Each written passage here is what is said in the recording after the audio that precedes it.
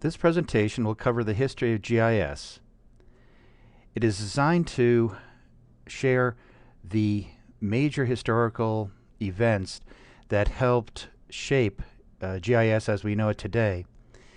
Now please note that on this journey there were many good people who provided their time and their effort to development of GIS, and their contributions are greatly appreciated.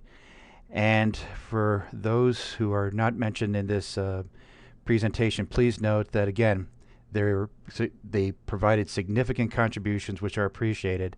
However, though, this presentation is general in nature, identifying those major historical events that were taking place along the timeline towards the development of GIS.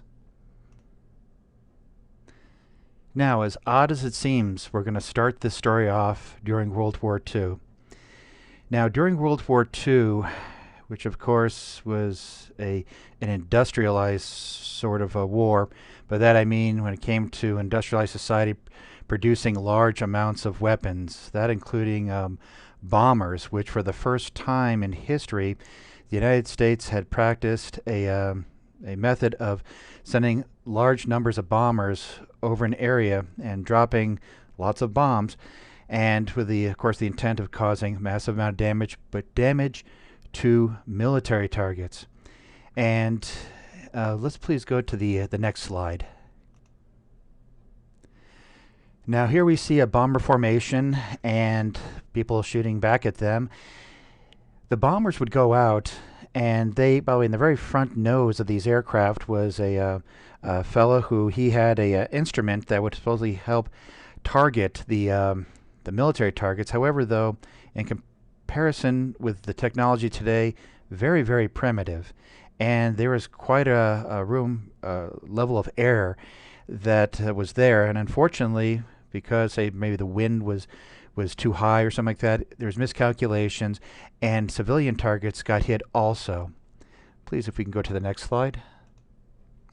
Now, here you see a city within Europe that was just bombed. Now, by the way, again, the intent was to hit military targets, but a lot of these military targets were juxtaposed to a civilian target. And so here's the problem, is that you'd go out, you'd cause significant damage to military targets, but also civilian targets, and you had to determine whether or not you actually completed the mission, and see was there a bridge still left intact when you supposedly bombed it, so on and so forth. So they had air photos that were taken of these areas, and there was a group called the Strategic Bombing Assessment Team that was created during this time period. And what they would do is they'd take all these air photos and they would analyze them. They'd create maps that would identify the areas that were hit, that were civilian, that were military, the bridges that were knocked out. But what's happening, everybody, is that suddenly, during World War II, the military is encountering information overload. They're getting a lot of geographic information, and they're doing their best to handle that. So now, time moves on, though. Now, upon the end of World War II, another war took place, and a period known as the Cold War. And that's when the West, in particular the United States and our allies, were kind of at odds with the East, the Soviet Union, which was Russia and its allies. And it was a Cold War because supposedly nobody shot at each other. Now, during the 1950s, there was a technology and arms race, and the country was fearful that the Soviet Union was ahead when it came to technology, and in particular when they launched the satellite known as Sputnik, which circled the Earth and just sent off a little signal. It was a harmless satellite.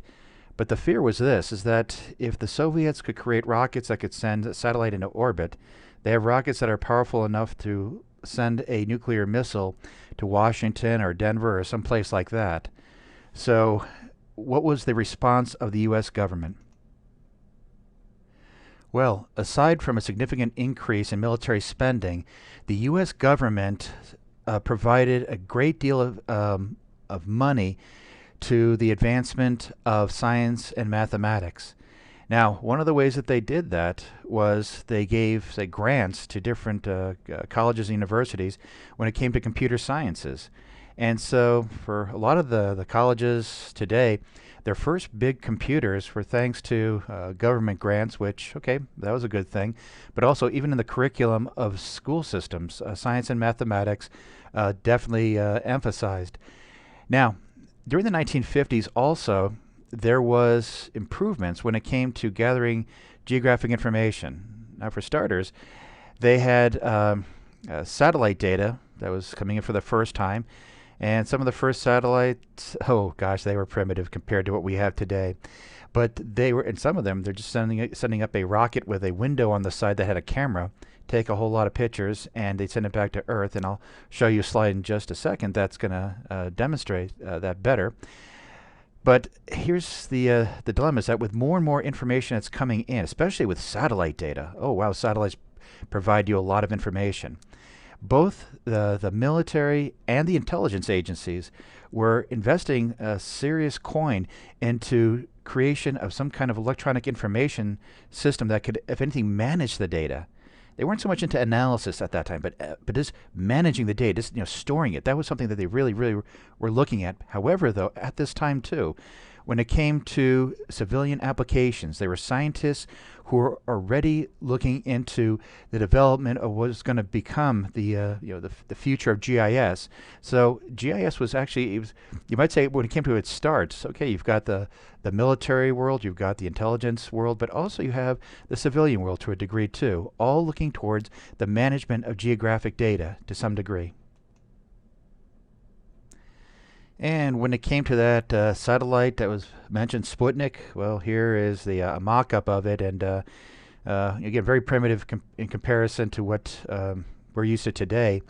However, though, it was the high-tech project of the time. Somebody put a satellite in orbit that was actually providing a signal, so a very big deal. Now, by the way, here is an example of the good old days when it came to retrieving satellite data. These rockets would go up, like I mentioned, with having a window on the side and take a whole bunch of pictures. They took pictures not electronically, but they were taking pictures with emulsion camera film. So it's just like the welcome back to the good old days, of photography. Okay, when they didn't have digital cameras. Well, what happened is a container would jettison itself out of the rocket. It would re-enter the atmosphere, and it would have a parachute. And you see these U.S. military aircraft would come by, and they'd have a big hook in the front, and they would hook the satellite, and then they'd bring it in. So that way, for security reasons, it wouldn't hit the ground. Nobody would get it. And again, this is the way that we were doing business for a while. Now, here you see a computer center from the 1950s. And wow, you look at this picture and you say how far things have gone. Well, by the way, back then this was considered very high tech, and you see that there is a young lady there. She's typing on on some keyboard, and actually it's right next to it. There's this thing called a punch card, which I'll talk a little bit more about in just a second. And there's a gentleman in the background that he's looking at the circuit board. And one thing that's interesting about these old pictures is the people who are running it. Quite often they look like definitely look like the government is in some way, but kind of had that very clean-cut look to them, the suit and the tie. But also they were just a little bit older than what you expect, like for today when it comes to people in the computer industry. Now, everybody, by the 1960s, things are changing. All that investment into science and technology, it paid off dividends in the computer science industry. And so computers are getting more powerful, but also they're getting smaller and they're doing more. We know the story behind that. Now, during this time period, you're going to see that both government and commercial entities were investing in land use and natural resource management. An example, for instance, the Canadians, for instance. They early on, in order to manage that beautiful country that they have, GIS is a no-brainer because it helps you manage a lot of land. But even to this day, when it comes to GIS and the use of satellites and air photos to manage the landscape, Canadians do a wonderful job. Also for government too, the U.S. Census Bureau, since day one, all of its data has been geographic in nature, and they early on they saw the benefits of GIS, and to this day right now, you'll find that when it comes to U.S. data, GIS data of all sorts, the U.S. Census Bureau is a wonderful provider. Now, when it comes to the commercial industry, and let me defer to one of my hobbies, and that is watching old movies. If you ever see movies from the 1960s, quite often you'll see in a business, a big business, there is a computer center, and you'd say like, okay, what's the big deal? They got computers. Back then, it was a big deal. Wow, you have a computer center. You know, you're running your business with a computer.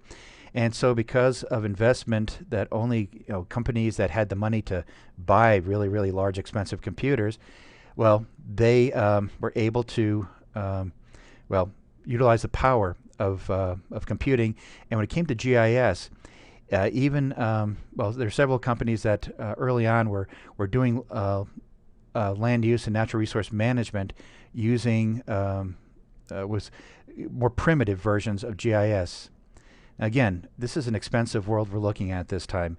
Only big entities have the computers, for the most part. Okay, early 1960s. That was going to change as you start to transition to the 70s, but still expensive. But also punch card technology. In that last slide, I told you that the woman sitting at the desk, it was a punch card reader.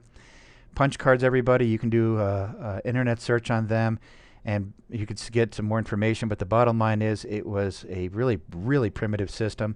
What you did is you had a deck of cards that you would have holes punched in, that the computer would read it, every one of these cards. And for those of you who use this technology, like I had, it sounds like some kind of a weapon when the cards get read through the machine. It has a very funky sound to it. And it was primitive, but it worked though. Thing is, at that time, it worked. However, cards could rip. If it was a humid day, they could warp. So it wasn't maybe the greatest way to share information.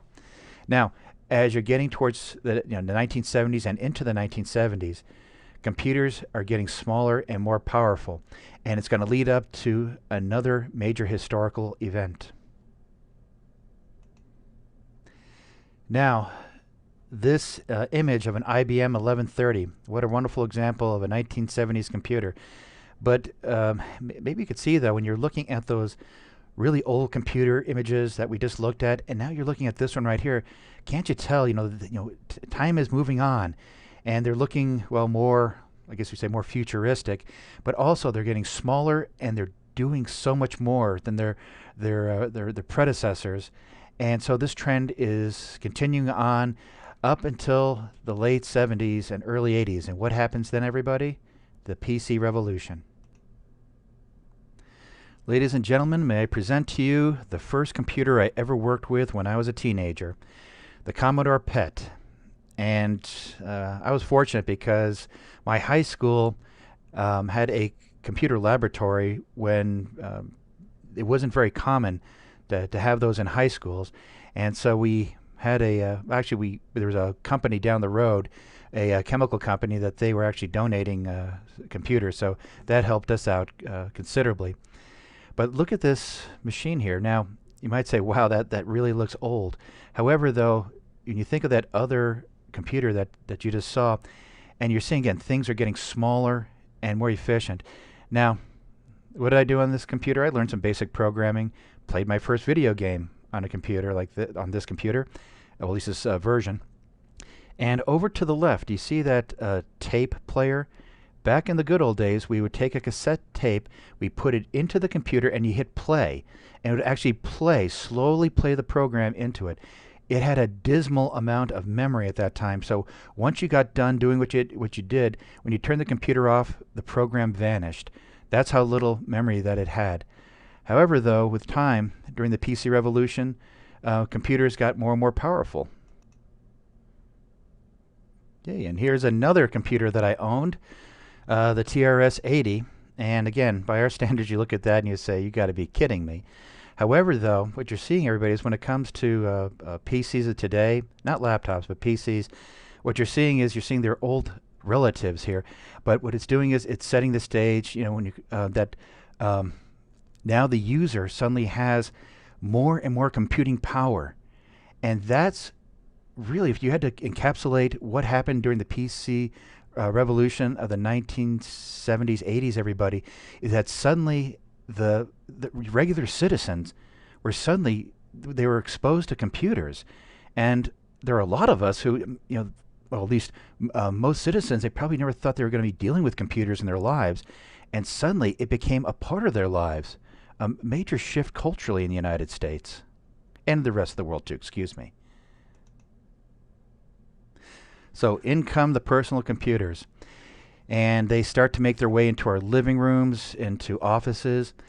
And there is a lot of software that's being tailored for personal computers. Not those big computers that were in corporations or government agencies or universities, but now for those personal little computers. Now, Environmental Systems Research Institute, ESRI, the people that make the ArcMap software, they were a very early player in the GIS industry.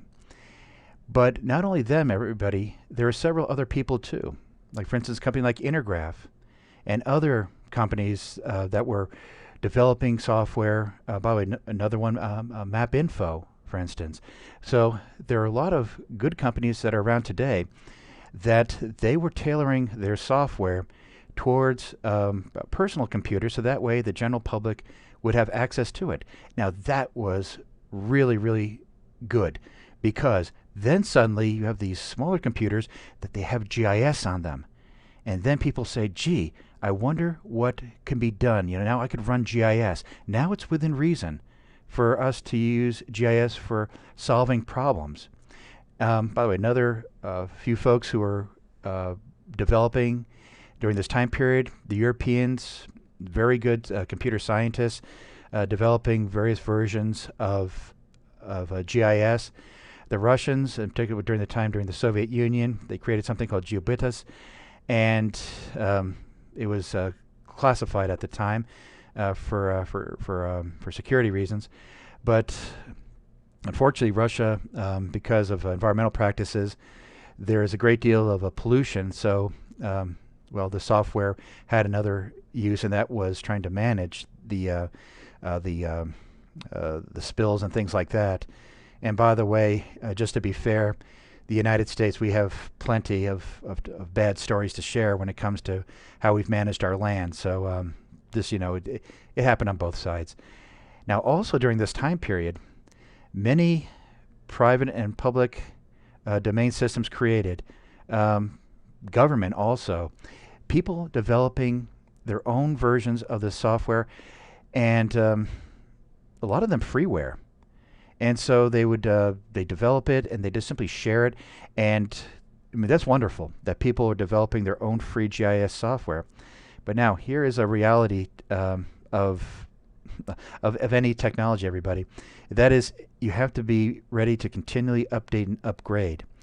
And so if somebody's giving out something for free and they're not getting any money back, maybe some donations, they have good intentions, but the thing is, they don't have the same amount of resources as an agency that is bringing in lots of money because they're selling their product. So there was just a little bit of lag time when it came to the update and upgrade when it came to public and private domain systems. Now, from the 1990s onto today, okay, there's a nice big jump in time. However, though, 1990s gave the internet. There was a world before the internet. For those of you who are too young to remember that, yes, it was a different world. Now, what the internet did is it created you might say, another little mini revolution within GIS, and that is sharing of data. Before, when you wanted to share data, everybody, you had to send a friend to say, you want to share some data. Okay, you put it on a disk, and then you mailed it. You actually had to mail this stuff, using some sort of postal service, and that's how you got stuff. Now, suddenly here comes the internet, and now you can start sharing information so very, very quickly. Now, along the way, though, with that came the demand for data, GIS data via the internet, but also with that came the need to set up standards when it came to quality, at least creating reports, also known as metadata, which we'll talk about in in another lecture. Now, continued advancements in computer technology, of course, influence GIS. You're going to see in the next few years that GIS is going to evolve, just like everything else. And my guess is it's going to surprise all of us. It really will. And so I'm looking forward to it. I think we have a wonderful future ahead when it comes to GIS technology. But also when it comes to global positioning systems impacting GIS, you'll find that the ability to share real-time data in a GIS, that's the big push now, is that having immediate data transmitted into a GIS so that way you can analyze and make decisions based upon that.